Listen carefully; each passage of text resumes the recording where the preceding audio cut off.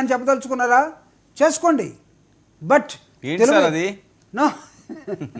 నేను ఇందాక చెప్పింది అండి, ఫస్ట్ వచ్చిన బొమ్మ అది రాజశేఖర రెడ్డి గారు పెద్ద బొమ్మ మధ్యలో పెట్టినారు, తర్వాత చిన్నగా అయిపోయింది, ఇప్పుడేమో తీసేశారు. తరాలు మారుతున్నారు కదా, నేనేం అనను, మీరు ఒకసారి ప్రజలు దాన్ని గమనించాలని కోరుతున్నానండి. ఓకే సార్, మేము బొమ్మలతోటి కాదండి, ఆయన ఆలోచన విధానం మీరు చేసిన విధానమే అండి.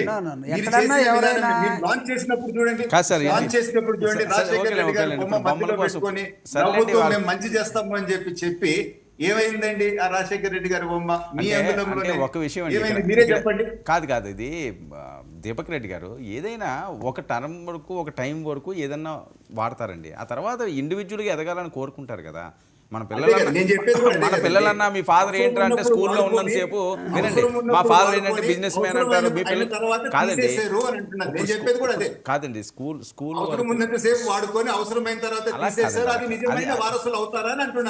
అంటే అది వాడుకోవడం అని కాదు కదా. ఇప్పుడు మన పిల్లలు ఉన్నారనుకోండి, వాళ్ళకి రెక్కలు వచ్చినంత వరకు మంచి ప్రొఫెషన్లోకి వెళ్ళినంత వరకు మన ఐడెంటిటీయే తీసుకుంటారు. ఎవర్రా అంటే ఇది వర్మ జర్నలిస్టు, లేకపోతే ఎమ్మెల్సీ గారు దీపక్ రెడ్డి, మీ డాడీ ఎవర్రా అంటే ఇదే అంటారు. ఇంకా తర్వాత నుంచి ఏముంటుంది, అది తగ్గుతుంటుంది ఆటోమేటిక్గా. కొన్ని సంవత్సరాలు అయిపోయింది కదా, ఇంకా ఆయన బొమ్మ మీదే వెళ్ళాలి అని అనుకోవడం, ఈయన మార్కు చూపించుకోవాలని అనుకోవడం తప్ప.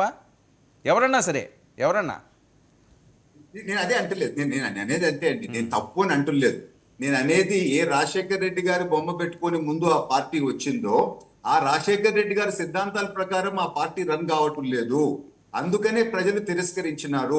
అట్లా అనేక ఎగ్జాంపుల్స్ ఉన్నాయి అని చెప్పి నేను తెలుపుతాను. జగన్మోహన్ రెడ్డి ఒక ఎగ్జాంపుల్ ఇచ్చింది సార్, ఒకటే వినండి, మీరే మాట్లాడుతున్నారు, జూపిడి గారు ఇంకా మాట్లాడారు కాబట్టి. జగన్మోహన్ రెడ్డి గారిని లేపేసే ప్లాన్లు వేస్తున్నారట, ఇది కూడా ప్రచారం అవుతుంది, నిజమా? అది మీ మీదకి అవుతుంది. ఒకవేళ ఏదైనా జరగరాంది కానీ జరిగితే, జరగకూడదు ఎట్టి పరిస్థితుల్లో ఛాన్స్ లేదనుకోండి, కానీ ఏమో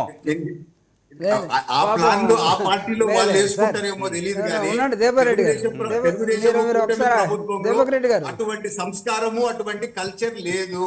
ఎందుకంటే మరి ఎందుకు ఆయన సెక్యూరిటీ ఇవ్వట్లేదట, జనాల్లోకి వెళ్తుంటే ఆయన పట్టించుకోవట్లేదట, రూప్ పార్టీలు ఇవ్వట్లేదట, ఇవన్నీ అనుమానాలే కదండి వాళ్ళనేది. దీపక్ రెడ్డి పాపం, దీపక్ రెడ్డి గారు మంచోడు, ఆయనకి మాత్రం ఇప్పుడు ఎస్పీజీ జగన్మోహన్ రెడ్డి గారికి ఇచ్చినారు కదండి, ఇచ్చినారు కదా. నేను చెప్తున్నాను, మేము అధికారంలో లేనప్పుడు మహానాడు సెలబ్రేషన్ లో పోలీసు వాళ్ళు ఒక్కరు లేరండి.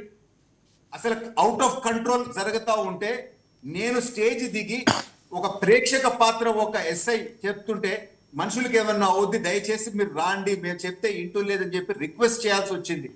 పాదయాత్రలో మా సెక్యూరిటీ మేమే ఇచ్చుకున్నాం, ఒక్క మనిషినన్నా ఇచ్చినారా? ఆ ఘోరాలకు కంపేర్ చేస్తే ఈ రోజు జగన్మోహన్ రెడ్డి గారికి ఎంత సెక్యూరిటీ ఇచ్చిందండి, అయినా లేదు అని చెప్పి దుష్ప్రచారం చేయడం ఎంతవరకు కరెక్ట్? అంటే ప్రచారాన్ని అన్నింటిలో కూడా మనం డిస్కస్ చేయాల్సిన అవసరం జరుగుతుందని మనం చెప్పలేము. ఏమో ఎక్కడి నుంచి ఏమొస్తుంది, రో పార్టీలు ఇవ్వట్లేదట, వేరేదని మీరే చెప్తున్నారు సార్. అంటే ఒక అంశాన్ని గమనించిన అంశాన్ని సార్ మీరు కూడా పాజిటివ్గానే తీసుకోండి. ఎందుకంటే we are all into political field.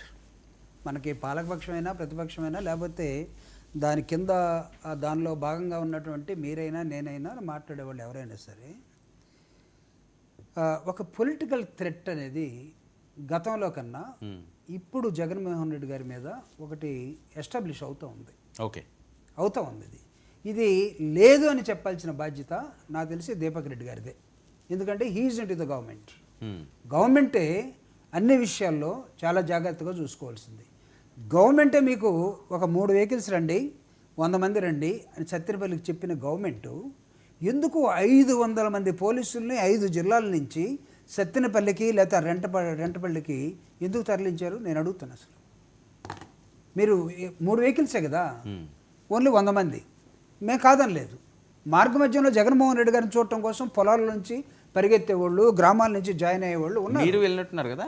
నేను సత్తెనపల్లి వెళ్ళలేదు, పొదిలున్నాను. నేను పొదిలున్నాను. అంటే ఇది గవర్నమెంటు అంటే ఒక 500 మంది 5 జిల్లాల నుంచి, 500 కదా ఎక్కువే పోలీసులు, 5 జిల్లాల పోలీసులు ఇంక్లూడింగ్ ఎస్పీలు మొత్తం కూడా వచ్చి అక్కడ ప్రజెంట్ అయి ఉన్నారు జగన్మోహన్ రెడ్డి గారి ఆ యాత్రకి.